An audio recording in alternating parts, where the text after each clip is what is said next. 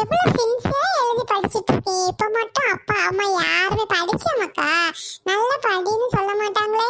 ஒரு 5 மினிட்ஸ் போனை எடுப்பேன், அப்ப வந்துருவாங்க. எங்க இருந்து தான் வருவாங்களோ தெரியல. இந்த உலகமே அப்படிதான். சீனோ, அம்மா வந்துட்டேன்டா. என்ன செஞ்சிட்டு இருக்க?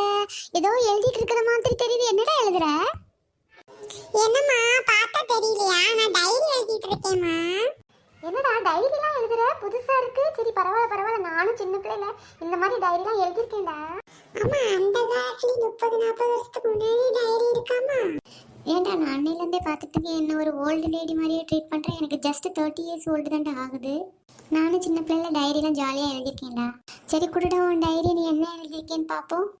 போங்கம்மா, என் ஃப்ரெண்ட்ஸ் எல்லாம் சொல்லியிருக்காங்க டைரினா பர்சனலி யாருக்கும் காமிக்க கூடாதுன்னு சொல்லியிருக்காங்க. அம்மாட்ட தானடா, ஒரு வாட்டி காட்டுடா. ஆசையாக இருக்குடா, படித்து பார்ப்போம்டா. சரி, இந்தாங்க கோவமா தரேன். என் பேர் சீனு. நான் எல்லா சம்மர் ஹாலிடேஸ்க்கும் மலேசியா போயிடுவேன். அங்கே எங்களுக்கு ஒரு பெரிய வீடு இருக்குது. நாங்கள் அங்கே போய் ட்வின் டவருக்கு கீழே நின்று ஃபோட்டோஸ்லாம் எடுத்துப்போம். என்னடா சீனு, என்னடா பொய்யா எழுதியிருக்க டைரியில்? அதெல்லாம் கண்டுக்காதீங்கம்மா. ஸ்கூலில் என் ஃப்ரெண்ட்ஸ் வாங்கி ரீட் பண்ணும்போது எனக்கு சும்மா கெத்தாக இருக்கும்லம்மா. என்னடா சீனு, ரீல் சுற்றுறதுக்கு ஒரு அளவே இல்லையாடா? இப்படியாடா பொய்யா எழுதுவ? சரி, அப்போ நீங்களே சொல்லுங்கம்மா, டைரியில் என்ன தான் எழுதணும்? டெய்லி உன் லைஃப்பில் நடக்கிற சுவாரஸ்யமான விஷயத்தை பற்றி, அப்புறமா உனக்கு பிடிச்சவங்கள பற்றி எல்லாமே எழுதிக்கலாம்டா இதில். அப்படியா? டைரி கொடுங்க, நான் இதோ எழுதுறேன். இதோ சொல்லிட்டே எழுதுறேன் பாருங்கம்மா. என்னோட ஸ்டோரி ஸ்டார்ட் பண்றதுக்கு முன்னாடி ஃபர்ஸ்ட் பேஜ்ல நம்ம ஃபேமிலியை பத்தி சின்ன இன்ட்ரோ கொடுத்துறேம்மா.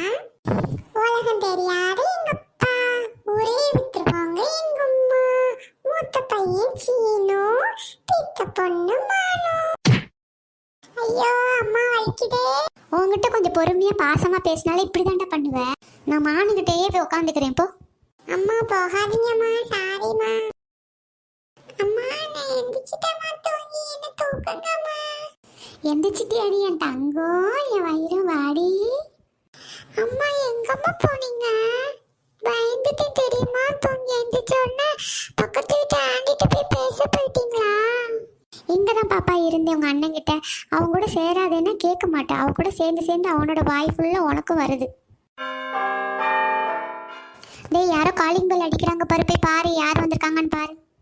வெளியில போய் பாக்குறதுக்கு முன்னாடி எனக்கு தெரியும் வெளியில என்ன வந்திருக்கும். நீங்க ஏதாவது போன பார்த்து ஆர்டர் பண்ணிருப்பீங்க, கொரியர்காரன வந்திருப்பான் பாருங்க. என்கிட்ட வாய் அடிக்காம போய் பாருடா சீக்கிரம். மானு பாப்பா, ஏன் பாப்பா டல்லா இருக்க? பசிக்குதா பாப்பா உனக்கு? ஆமாம்மா, வயிறு பசிக்குதும்மா. சரி இரு, உங்க அண்ணன் வரட்டும். வெளியில என்ன வந்திருக்குன்னு பார்த்துட்டு போய் சாப்பிடலாம், சரியா? யாருதான் வாசல்ல வெறுங்கையை வீசிட்டு வந்திருக்க? நான் சொன்ன மாதிரி கொரியர்காரன் தாம்மா. அப்ப எந்த கொரியரை வாங்காம வெறுங்கையை வீசிட்டு வந்திருக்க? ஆமாம்மா, கொரியர் மாமா வந்தாங்கம்மா. வந்துட்டு சரோஜா வீடான்னு கேட்டாங்கம்மா. நானும் ஆமான்னு சொன்னேம்மா. அப்புறம் அவங்க கேட்டாங்க உங்க வீட்டுல எல்லாரும் வேக்சினேஷன் போட்டாச்சுன்னு கேட்டாங்கம்மா. நான் இல்லைன்னு சொன்னேன்னா ஃபர்ஸ்ட் முதல்ல வேக்சினேஷன் போடுங்க, அப்புறம் தான் கொரியர் டெலிவரி பண்ணுவேன்னு சொல்லிட்டு போயிட்டாருமா.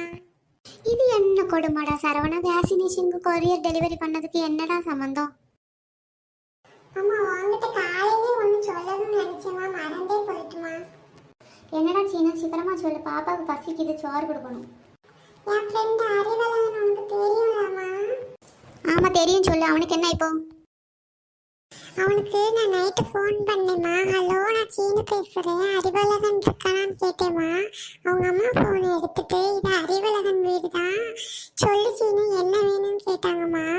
அறிவு இருந்தால் ஃபஸ்ட்டு ஃபோனை கொடுங்க ஆண்டின்னு சொன்னேம்மா. அதுக்கு என்னை கண்ணாப்பினான்னு திட்டிட்டு ஃபோனை வச்சுட்டாங்கம்மா. என்ன சின்ன, நீ உன் வாயால தான் எல்லாத்தையுமே திட்டு வாங்கிட்டு இருக்க. ஆடி போய் ஆவணி வந்தா எல்லாம் நல்லா ஆயிரும்டா. ஆடி தங்கம், நம்ம போய் சாப்பிடுவோண்டி, வா தங்க பிள்ளை.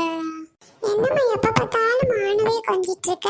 அன்னைக்கு ஆச்சு சொன்னாங்க கோயில உங்க அப்பாவும் உங்க அம்மாவும் ஏறி இறங்கி தான் உன்னை பெத்தாங்கடான்னு சொன்னாங்க. ஆண் பிள்ளை பிறப்பது தாய் தந்தை கேட்ட வரம், பெண் பிள்ளை இறைவனா கொடுத்த வரம். புரியுதா சீனு?